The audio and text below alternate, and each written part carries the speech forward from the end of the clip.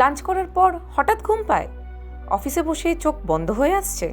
অনেকেই ভাবেন এটা স্বাভাবিক, কিন্তু প্রতিদিন যদি এমন হয় তাহলে বিষয়টা একটু সিরিয়াসও হতে পারে।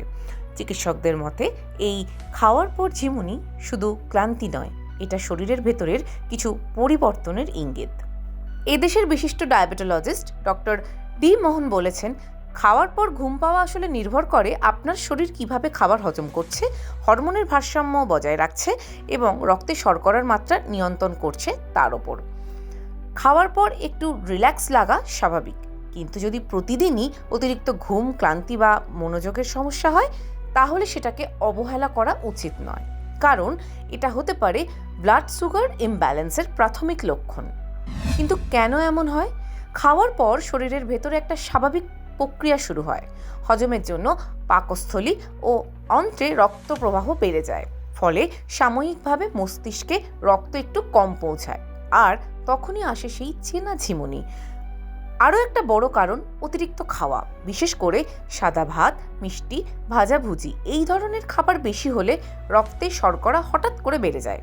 এরপর শরীর ইনসুলিন ছেড়ে সেটা দ্রুত কমাতে চায়, আর তখনই হয় এনার্জি ক্র্যাশ, ফল ক্লান্তি, দুর্বলতা আর ঘুম ঘুম ভাব। এখন প্রশ্ন, কখন সতর্ক হবেন? যদি প্রায় প্রতিদিন খাওয়ার পরই ঘুম পায়, কাজে মন না বসে, শরীর হালকা দুর্বল লাগে, তাহলে এটাকে হালকাভাবে নেবেন না। এটা হতে পারে প্রি ডায়াবেটিস বা ডায়াবেটিসের শুরুর ইঙ্গিত।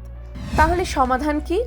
খুব কঠিন কিছু নয়, ছোট কিছু লাইফস্টাইল বদলেই অনেকটা নিয়ন্ত্রণ সম্ভব।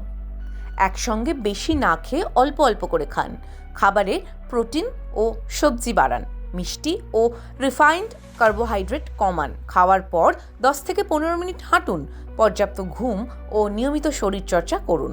চিকিৎসকদের মতে খাওয়ার পর অল্প হাঁটাচলা করলে রক্তে শর্করা নিয়ন্ত্রণে থাকে এবং এনার্জি লেভেলও স্থির থাকে। খাবার পর একটু ঝিমুনি স্বাভাবিক, কিন্তু প্রতিদিন অতিরিক্ত ঘুম তা কিন্তু নয়। শরীরে ছোট ছোট সংকেতগুলো বুঝুন, সময় মতো সতর্ক হন, কারণ আজকের ছোট অভ্যাসই আগামী দিনে বড় রোগ ঠেকাতে পারে। দ্য ওয়ার্ল্ড আরোগ্য।